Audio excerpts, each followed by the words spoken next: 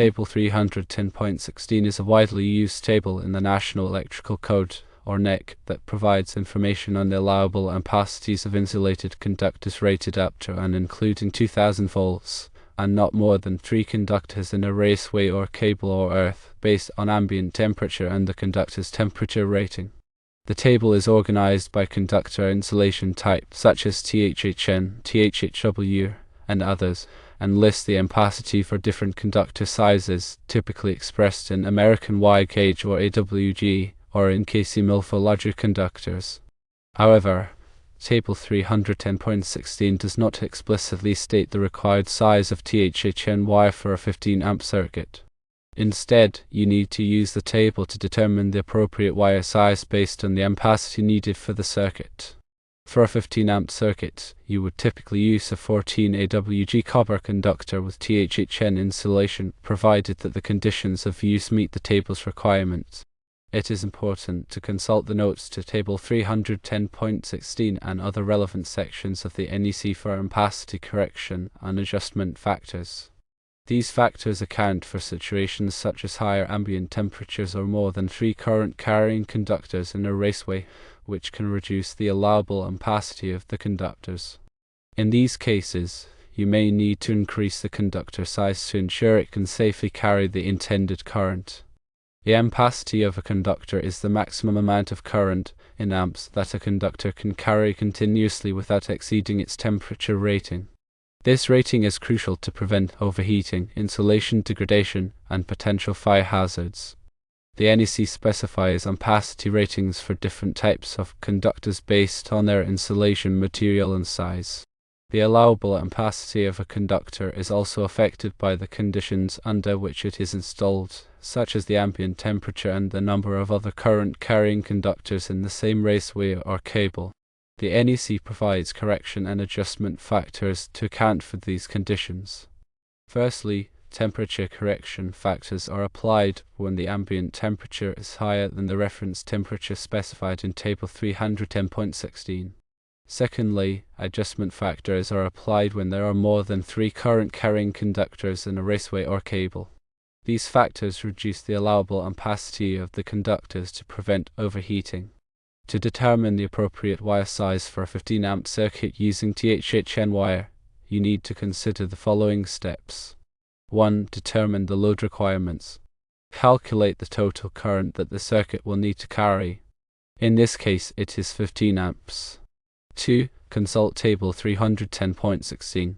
Find the column corresponding to the temperature rating of the THHN wire, which is typically 90 degrees Celsius for dry and damp locations.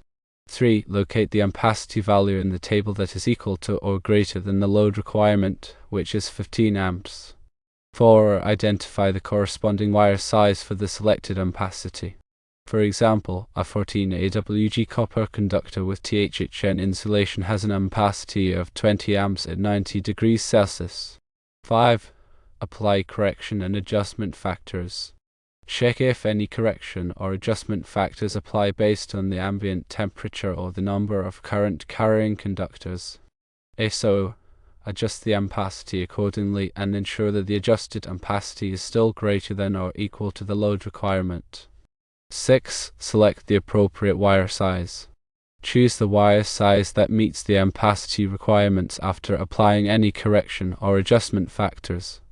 It is important to note that the NEC also specifies minimum wire sizes for certain applications, such as branch circuits supplying receptacles or lighting fixtures. These minimum wire sizes are typically based on an overcurrent protection device, such as a circuit breaker or fuse, protecting the circuit. For example, a 15 amp circuit is typically protected by a 15 amp circuit breaker, and the NEC requires a minimum of 14 AWG copper conductors for such circuits. In addition to Table 310.16, the NEC also contains other tables and articles that provide information on wire sizing and ampacity. These include Table 310.15, which provides ampacity ratings for single conductors and free air, and Article 310, which provides general requirements for conductors. It is important to consult all relevant sections of the NEC to ensure that the wiring installation complies with all applicable requirements. The NEC is a comprehensive set of standards for electrical wiring and equipment in the United States. It is updated every 3 years to reflect changes in technology and best practices. The NEC is not law, but it is widely adopted by state and local jurisdictions as the basis for their electrical codes. Compliance with the NEC is essential to ensure the safety of electrical installations and to prevent electrical hazards. When determining the appropriate wire size for a particular application, it is important to consider not only the ampacity requirements but also other factors such as voltage drop, conductor material, and insulation type. Voltage drop is the reduction in voltage that occurs along a conductor due to its resistance. Excessive voltage drop can cause equipment to malfunction or operate inefficiently. The NEC specifies maximum voltage drop limits for branch circuits and feeders. Conductor material affects the ampacity and resistance of a conductor. Copper and aluminum are the two most common conductor materials. Copper has a higher conductivity than aluminum, so it can carry more current for a given size. Aluminum conductors are typically larger than copper conductors for the same ampacity. Insulation type affects the temperature rating and environmental suitability of a conductor. THHN, THHW, and XHHW are common insulation types for building wiring. THHN is suitable for dry and damp locations, while THHW is suitable for wet locations. XHHW has a higher temperature rating than THHN and THHW. In summary, Table 310.16 is a valuable resource for determining wire ampacity, but it does not directly specify the required size of THHN wire for a 15 amp circuit. Instead, you need to use the table to find the appropriate wire size based on the ampacity needed for the circuit, considering any applicable correction and adjustment factors. The NEC also contains other tables and articles that provide information on wire sizing and ampacity, and it is important to consult all relevant sections to ensure compliance with all applicable requirements. Always consult with a qualified electrician or electrical engineer for specific wiring applications. The information provided here is for educational purposes only and should not be considered a substitute for professional advice. Improper wiring can be dangerous and can result in electrical shock, fire, or property damage. It is crucial to follow all applicable codes and regulations and to take appropriate safety precautions when working with electricity. Always turn off the power before working on any electrical circuits or equipment. Use appropriate personal protective equipment, such as gloves and safety glasses. If you are not comfortable working with electricity, hire a qualified electrician to do the work. Electrical work should only be performed by qualified individuals who have the necessary training and experience. It is important to be aware of the potential hazards of electricity and to take steps to mitigate those risks. By following safe work practices and complying with all applicable codes and regulations, you can help prevent electrical accidents and ensure the safety of yourself and others. The National Electrical Code is a living document that is constantly being updated to reflect changes in technology and best practices.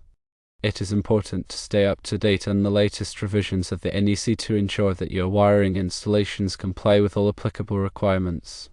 The NEC is available for purchase from the National Fire Protection Association, or NFPA, and other sources. You can also find information about the NEC online at the NFPA website. In addition to the NEC, there may be other local or state electrical codes that apply to your wiring installations.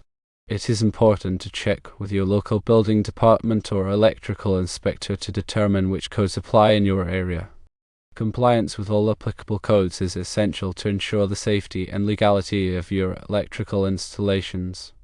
Remember, working with electricity can be dangerous, and it is important to take all necessary precautions to protect yourself and others. If you are unsure about any aspect of electrical wiring, consult with a qualified electrician or electrical engineer.